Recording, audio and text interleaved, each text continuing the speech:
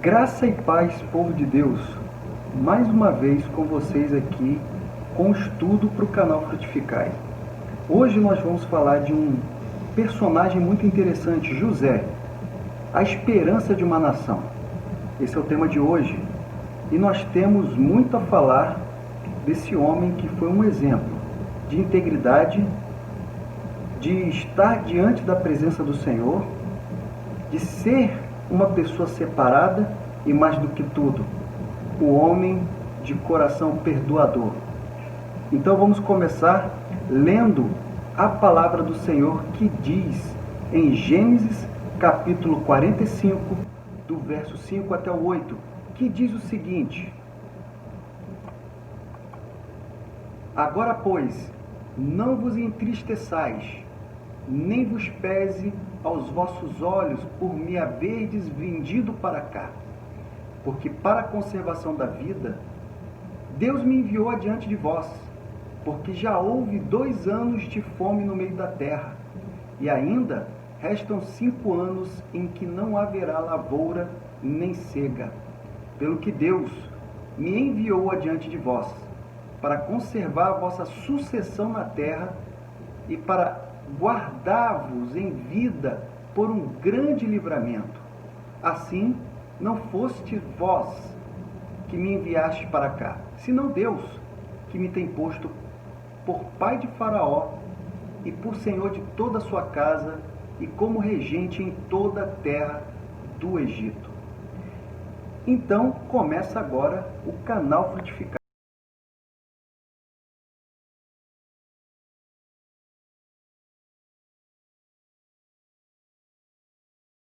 Então, gente, é muito especial falar de José porque tem muitas pregações a respeito, mas eu quero falar rapidamente de pontos importantes a respeito desse homem que foi um exemplo. Ele era filho de Jacó, Raquel, ele era um dos 12 filhos de Jacó, ele era o mais moço na época, e tudo começou na vida dele através de um sonho. Mas vamos falar ali da preferência de Jacó a respeito de José. Jacó, ele gostava muito de José e todos os seus outros filhos sabiam disso. Eles poderiam perceber a forma como tinha o tratamento de Jacó a respeito de José e também todas as esposas que Jacó tinha e que tinham filhos de Jacó queriam então que seu filho fosse o predileto e fosse aquele que seria o sucessor do Jacó. No entanto, tudo começa através de uma túnica de várias cores que Jacó deu a José. José então, ele vem a passear com aquela túnica e seus irmãos visualizam aquela túnica cheia de cores, uma túnica longa, e para quem estava no campo, aquela pessoa que utilizava primeiro uma túnica comprida daquela maneira era aquela pessoa que não colocaria a mão para trabalhar, mas sim que estaria coordenando, ou estaria então observando os trabalhadores do campo. Então, para começar, fica meio diferente eles entenderem que José estaria com uma túnica daquela natureza, e mais, uma túnica de várias cores que para a época era muito cara. Você ter uma túnica tingida de várias cores quer dizer que você tinha um presente especial. Então tudo começa por aí. Os irmãos começam então a se inflamar com ciúmes, pensando o que poderia ser essa preferência de Jacó em relação a José. E aí então tudo culmina com sonho. José então tem sonho, conta a família, e a família então fica apreensiva e pensativa. Jacó mesmo ouve, repreende José, mas guarda em seu coração aquele sonho. José, no entanto, ele, como uma pessoa que entendia os mistérios e até mesmo conseguia ver a interpretação dos sonhos, ele com certeza estava com seu coração reto diante de Deus. Passado disso, José foi até o campo procurar seus irmãos, e todos já sabemos o que aconteceu. Ele foi colocado em uma cova, sem água, e seus irmãos, naquela maquinação, onde vamos matá-lo, vamos fazer, vamos acontecer, eles acabam então vendendo aos ismaelitas, que levam por fim José até o Egito. Agora veja a trajetória desse moço, que naquele momento que estava na cova chorou, clamou seus irmãos: por favor, não façam isso. E nada adiantava. E por fim, foi vendido como escravo. Chegando então no Egito como escravo, ele então é vendido a um homem importante, Potifar. E logo ele ganha a confiança de Potifar. E a Bíblia diz que em tudo Deus abençoou José enquanto estava na casa de Potifar, e mais ainda, abençoou Potifar por amor a José. Vale ressaltar que José era um bom administrador. Ele, além de ser um homem de Deus, ele tinha talentos os quais foram usados também para administrar os bens de Potifar.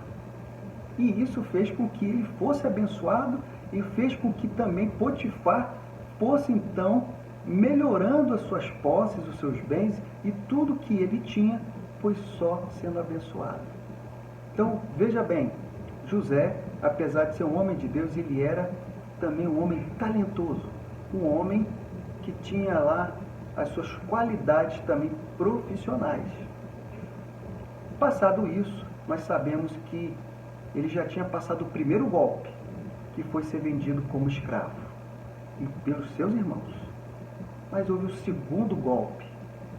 O segundo golpe foi quando a mulher de Potifar, de tanto assediá-lo, de tanto tentar José, ela vem por fim e abre então uma calúnia contra José. E fala que o mesmo tentou coisas horríveis e tal, e tem então a capa de José em suas mãos. Potifar, ao saber do acontecido, fica muito nervoso. Só que mais um detalhe para todos os amados. Potifar, ouvindo e até vamos dizer acreditando em sua mulher, ele lança José na prisão. Só que naquela época, se principalmente um estrangeiro, fizesse tal pecado dentro da terra dos egípcios, a sua pena seria de morte. Ele não teria chance de ficar em uma prisão. Mas, mais uma vez, a mão de Deus estava com José. Então Potifar, mesmo convencido de uma certa forma, pela sua mulher, pelas suas palavras, ele deve ter guardado em seu coração tudo aquilo que José transpareceu, uma pessoa íntegra. Mesmo assim, ele o lançou na prisão. Estando na prisão, ele ganha então a confiança mais uma vez daquela pessoa que coordenava, que cuidava de todo daquele local. Então José fica então responsável também. Ele fica ali uma pessoa tipo quase que a pessoa que cuidaria dos demais prisioneiros. Queridos, mais uma vez a fidelidade de Deus vem à tona. E aquele sonho que anteriormente com a sua família tinha sido colocada para fora, externada, nada mais era do que uma profecia futura que aconteceria, como título desse estudo de hoje: José, a esperança de uma nação. Ele então continua com a sua integridade, continua com a sua retidão diante do Senhor, e não esquece dos caminhos do Senhor, e não esquece do seu Deus, mesmo estando em uma prisão. Naquele momento, duas pessoas começam, e ambos têm um sonho: o copeiro e o padeiro de Faraó. E eles ficam perturbados, agoniados. Tivemos um sonho e não sabemos o que é. Resumindo, José pede para saber do sonho. O copeiro lhe conta, o padeiro também. Então José fala, aqui está a interpretação de Deus para o seu sonho. Copeiro, dentro de 3 dias você vai ser restabelecido no seu cargo e você vai servir a Faraó. Padeiro, dentro de 3 dias você vai ser condenado e vai ser enforcado, morto. E assim se cumpriu. E José faz um pedido muito interessante ao copeiro do Faraó. Lembre-se de mim quando estiver diante de Faraó. E o copeiro esqueceu de José.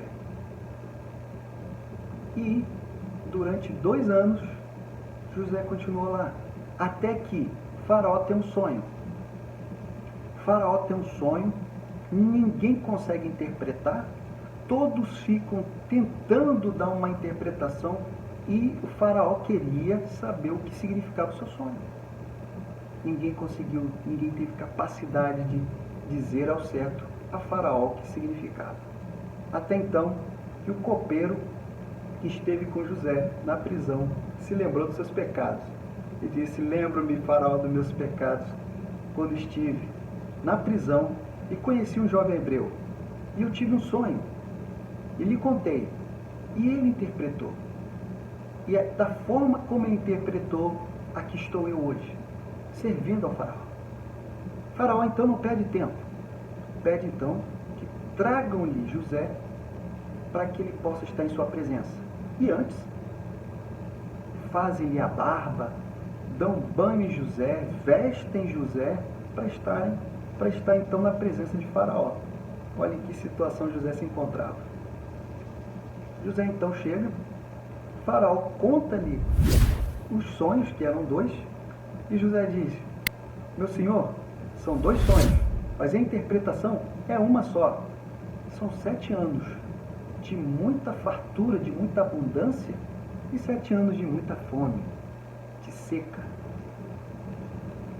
Visto que a interpretação tinha sido dada pelo Senhor, Faraó então fica alegre. Então José culmina com um pedido e fala: Faraó, eu entendo que você tem que escolher uma pessoa de confiança que possa administrar esse período de abundância, para que possa juntar os grãos, para que possa juntar o alimento, para que no tempo de seca não venha a faltar. Faraó não vê outra pessoa de confiança mais uma vez, a não ser José. Então, José fica como uma pessoa que administraria todo o Egito. Somente uma pessoa era maior do que José no Egito: o próprio Faraó. Então veja que grandiosidade Deus então preparou para um jovem que aos 17 anos foi vendido aos ismaelitas e aos 30 anos, depois de ter passado 2 anos prisioneiro na prisão, e ele estava 30 anos quando se apresentou a Faraó. Olha só a caminhada, o percurso que ele teve que aguardar até que tudo viesse a se concretizar. Então, mediante tudo que ele fez e realmente se cumpriu mais uma vez, ele administrou mais uma vez muito bem e o Senhor estava com ele. Então veio os tempos de fome, o tempo de seca, aonde começou então a toda a população ao redor a sofrer. Os egípcios tinham a sua reserva, mas todos que estavam ao seu redor estavam sofrendo, inclusive o pessoal de Canaã. Vamos resumindo. Os irmãos então vão comprar grãos, vão comprar alimento. José vê-los, olha para eles, sabe que são seus irmãos, tem aquela conversa toda, e aí a gente vai simplificar, que é exatamente no versículo-chave que eu então apresentei hoje, aonde José libera o perdão aos seus irmãos e identifica que não foram eles que fizeram com que José fosse até o Egito, mas sim foi o próprio Deus de Israel. E se tudo isso aconteceu, era porque era um grande livramento. Um grande livramento. Porque Deus tinha que manter o povo hebreu vivo. E se não fosse a intervenção de José, administrando tudo durante o tempo de fartura, o que seria não somente do Egito, como também dos outros povos. Então, identificamos aqui, queridos, que José era, sim, a esperança de uma nação. Ele foi o livramento daquela nação e fez com que perpetuasse, então, o povo de Israel, que então continuou ali e saiu de Canaã e veio para o Egito residir debaixo da proteção e também do sustento de José. Quero ressaltar para os irmãos que é maravilhoso entender a glória de Deus e a graça. Entender que mesmo quando pessoas próximas, pessoas que estão ao nosso lado, podem fazer algo contra nós, ainda que tenhamos promessas, Deus nos dará uma oportunidade de perdoarmos quem quer que seja. E mais do que isso, a sua promessa e aquilo que Deus projetou não se frustrará. Então, queridos, eu quero passar para cada um de vocês no canal o quanto é importante nós vermos a história de José e também entendermos a nossa história. Eu sei que a promessa, ou até mesmo o objetivo de Deus para a tua vida, é que você permaneça no caminho, é que você esteja com retidão diante dele, é que você continue sendo servo dele, porque ele tem algo preparado para você no final. É uma coroa linda, é um lugar maravilhoso, de paz e de descanso. Mas existe também a promessa que é individual. E é essa que eu gostaria que você, meu querido, como José, entendeu e externou nesses versículos do capítulo 45, dos versos 5 até o 8, ele disse ali exatamente o que Deus tinha preparado para a sua vida e o que foi, né? O que realmente foi executado. Agora e você? O que realmente o Senhor de Abraão, Isaque e Jacó tem preparado para você? Se você não o sabe, ore a Deus, converse com Ele. Se você tem dúvidas sobre aquilo que o Senhor quer desenvolver na sua vida, tenho certeza que o Senhor vai lhe revelar. O Senhor vai falar contigo. Então continue firme e forte. Não se esqueça, perdoe. Perdoe, porque você vai ver que vai ser não somente libertador, mas vai ser um milagre. Tanto para você, quanto para quem é perdoado. E mais uma vez, eu peço a sua ajuda para que o canal vá à frente, passando para pessoas a glória de Deus, a palavra do Senhor, passando o quão Ele é bom. E que as suas promessas, aquilo que Ele tem projetado, como Ele projetou para José, como tem projetado para ti, não vai se frustrar. Que Deus possa te abençoar. Compartilhe esse vídeo.